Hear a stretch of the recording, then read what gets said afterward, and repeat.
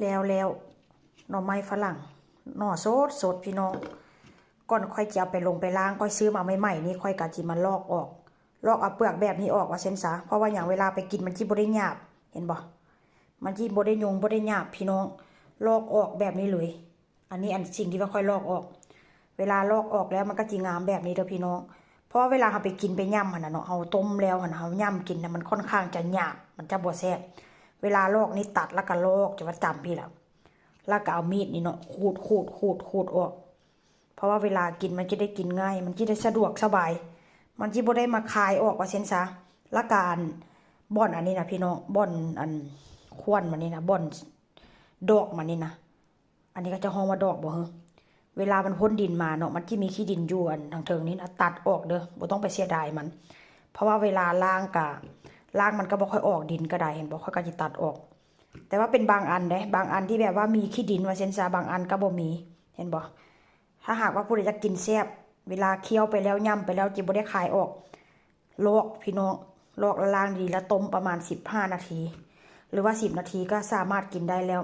ต้มกับแจ่วกับลาบกับป่นก็แซ่บเด้อพี่น้องหลังจากปอกเปลือกแล้วเรียบร้อยเอามาล้างน้ำให้สะอาดค่อยกะจิมาต้มหลังจากค้างหม้อน้ำร้อนแล้วเรียบร้อยพี่น้องค่อยกะจะเอาอันนี้ลงไปเด้อแต่ว่าก่อนจะเอาลงไปนี่ก็ต้องใส่เกลือก่อนจะเอาหน่อไม้ฝรั่งลงไปนี่ใส่เกลือก่อนเด้อพี่น้องใส่เกลือลงไปแล้วก็คนต้มประมาณ20นาทีเพราะว่าโถทำยาก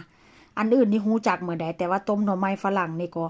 เพราะว่าเคยต้มอยู่แต่ว่าก็นับเทื่อใดว่าเส้นซะค่อยบ่แน่ใจค่อยก็เลยโทรหาย่าเพราะว่าส่วนหลายเนาะย่าเพิ่นจะต้มแบบว่าใส่หม้อความดันนะว่าเส้นซะแต่ว่ามื้อนี้ค่อยก็เลยแบบว่าโทรหาย่าหลังจากโทรถามย่าก็บอกว่าต้มประมาณ20นาทีเด้อว่าซั่นค่อยก็ต้มจนมันสุกพุ่นล่ะพี่น้องประมาณ20นาทีแล้วก็ตักออกมาใส่จานไว้รอท่าให้มันเซาฮ้อนก็จะเอาใส่กล่องแล้วก็อยากกินยามใดก็จะออกมาเฮ็ดสลัดกินพี่น้องคนท่านนี้ส่วนหลายเขาเจ้านิยมเฮ็ดสลัดเย็นว่าเส้นซะแช่เย็นๆแล้วก็ออกมาผสมใส่เกลือใส่น้ำส้มแล้วก็ใส่น้ำมันมะกอกแล้วก็ค่อยก็มีแบบเป็นกระป๋องแหละกระป๋องนี้ค่อยก็ซื้อมาประมาณ 2-3 เดือนนั่นล่ะแต่ว่าก็บ่ได้ถ่ายให้พ่อแม่พี่น้องได้เบิ่งว่าเส้นซะกระปุกนึงประมาณ12ยูโรค่อยซื้อมา12กระปุกก็ถือว่า120ยูโรว่าเส้นซะเนาะแต่ว่าค่อยก็บ่ได้ออกมากินเพราะว่าหยังคนทั้งนี้ส่วนหลายเขาเจ้าจะเอาไว้กินแบบว่างานช่วงเทศกาลหรือว่าในช่วงที่แบบว่าญาติพี่น้องมากินข้าวอยู่บ้านพี่น้องเพราะว่าหยังมันค่อนข้างจะแพงแล้วก็ค่อนข้างที่แบบว่ากินในแบบมื้อพิเศษว่าเช่นซะค่อยก็ซื้อมาประมาณ12กระปุกพุ่นล่ะ